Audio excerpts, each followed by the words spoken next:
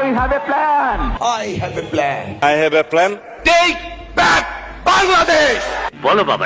প্রধানমন্ত্রী জনাব তারেক রহমান ঢাকা বিশ্ববিদ্যালয়ের একজন সাবেক শিক্ষার্থী ছিলেন। জনাব তারেক রহমান ঢাকা বিশ্ববিদ্যালয়ের একজন সাবেক শিক্ষার্থী ছিলেন। তো সাবেক শিক্ষার্থী হিসাবে প্রধানমন্ত্রী হওয়ার পর তিনি এই প্রথম ঢাকা বিশ্ববিদ্যালয়ে পদার্পণ করলেন। এই মিয়া বসো।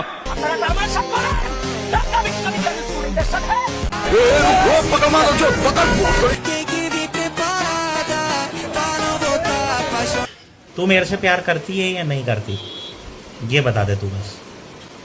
नहीं, मैं तेरे से लास्ट बार पूछ रहा हूँ, तेरा मेरे से प्यार है या नहीं है?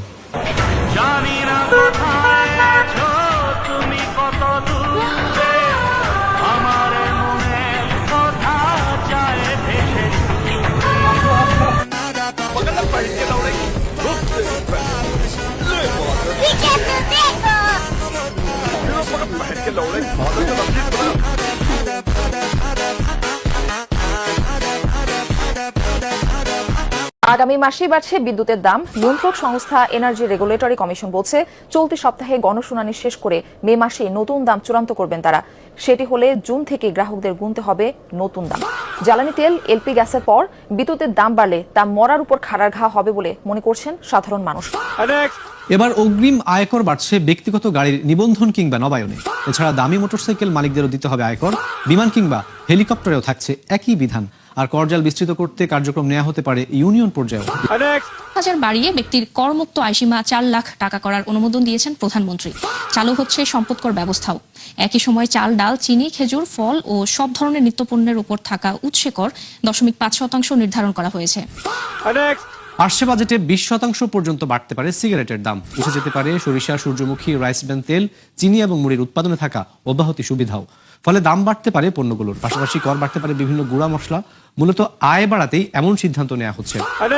একদিকে জ্বালানি তেলের সংকট, অন্যদিকে মূল্যবৃদ্ধি, সব মিলিয়ে নাভিশ্বাস জনজীবন। অব্যাহত লোডশেডিং এর মধ্যেই বিদ্যুতের দাম বাড়ানোর প্রস্তাব করেছে বাংলাদেশ বিদ্যুৎ উন্নয়ন বোর্ড বিপিডিবি। পাইকারি মূল্যহার 6 টাকা 99 পয়সা থেকে বাড়িয়ে 12 টাকা 91 পয়সা করতে চায় এই সংস্থাটি। ধান, চাল, গম, আলুর মতো অর্ধ শতপণ্যে বাড়ছে ভ্যাট এবং সম্পূরক শুল্ক। এ সংক্রান্ত রাজস্ব প্রস্তাবনা তৈরি করেছে জাতীয় রাজস্ব বোর্ড এনবিআর। এবার বাবা মা, ভাই বোন কিংবা দাদা দাদির কাছ থেকে পাওয়া সম্পদের উপর কর বসাতে যাচ্ছে এনবিআর। সম্পদের মূল্য ভেদে যা হবে সর্বনিম্ন 1% থেকে সর্বোচ্চ 10%। প্রথমবারের মতো এই ব্যবস্থা চালুর মাধ্যমে 5,000 কোটি টাকা বাড়তি আয় করতে চায় রাজস্ব বোর্ড। বাজার করতে গিয়ে রীতিমতো হিমশিম খাচ্ছেন সাধারণ ক্রেতারা। মাত্র 1 সপ্তাহের ব্যবধানে 1 ডজন ডিমের দাম 15 টাকা বেড়েছে। সপ্তাহের ব্যবধানে বাজারে নতুন করে চাল, চিনি, ডিম, পেঁয়াজের মতো কিছু পণ্যের দাম বেড়েছে। এখনো সংকট আছে বোতলজাত ভোজ্য তেলের। দামের এমন ঊর্ধ্বমুখী প্রবণতায় বিপাকে পড়েছে সীমিত আয়ের মানুষ। ফ্যামিলি কার্ড, কৃষক কার্ড, প্রবাসী card, LPG card. I have a plan.